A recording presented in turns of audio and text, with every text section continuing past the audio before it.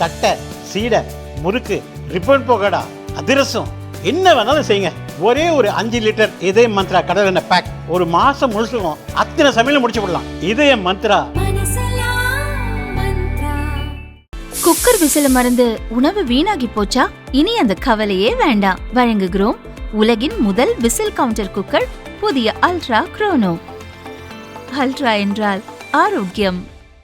பாமக நிறுவனர் ராமதாசுக்கும் அவரது மகனும் கட்சி தலைவருமான அன்புமணிக்கும் இடையிலான மோதல் உச்சகட்டத்தை எட்டிவிட்டது. இருவரும் இரு துருவங்களாக செயல்பட்டு வருகின்றனர். பாமகவில் மொத்தம் 108 மாவட்ட செயலாளர்கள், 108 மாவட்ட தலைவர்கள் உள்ளனர். ஆனால் ராமதாஸ் கூட்டிய கூட்டத்தில் வெறும் 13 பேர் மட்டுமே கலந்து கொண்டனர். இதனால் அதிர்ச்சியடைந்த ராமதாஸ் மாநில பொருளாளர் மற்றும் மாவட்ட செயலாளர்கள் சிலரை நீக்கிவிட்டு புதியவர்களை நியமித்தார். அதற்கு பதிலளித்த அன்புமணி, பொதுக்குழுவால் தேர்ந்தெடுக்கப்பட்ட தலைவருக்குதான் கட்சி நிர்வாகிகளை நியமிக்கவும் நீக்கவும் அதிகாரம் உள்ளது. ராமதாஸால் நீக்கப்பட்டவர்கள் அதே பொறுப்பில் தொடர்வர் என்று அறிவித்தார்.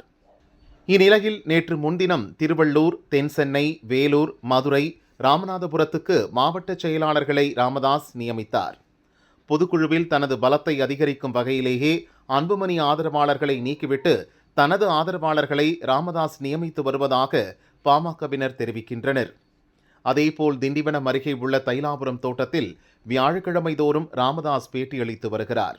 போன வியாழக்கிழமை அளித்த பேட்டியில் அன்புமணியை வெளுத்து வாங்கினார். இன்று வியாழக்கிழமை முக்கிய அறிவிப்புகளை வெளியிட இருப்பதாக அவரது ஆதரவாளர்கள் தெரிவிக்கின்றனர். கட்சியின் பொதுக்குழு கூடி 3 ஆண்டுகளை கடந்துவிட்ட நிலையில் மீண்டும் பொதுக்குழுவை கூட்ட ராமதாஸ் முடிவெடுத்துள்ளார். விரைவில் பொதுக்குழுவை கூட்டவிருக்கும் ராமதாஸ் அதில் பல அதிரடி அறிவிப்புகளை வெளியிடுவதோடு அதற்கு பொதுக்குழுவின் அங்கீகாரம் பெறவும் திட்டமிட்டிருப்பதாக கட்சி வட்டாரங்கள் கூறின. இதற்கிடையில் ராமதாஸின் எந்த முயற்சியையும் எதிர்த்து முறியடிக்க தன்னுடைய ஆதரவாளர்களை முழு வேகத்தில் தயார்படுத்திக் கொண்டிருக்கிறார் அன்புமணி என்று அவருடைய ஆதரவாளர்கள் தெரிவிக்கின்றனர்.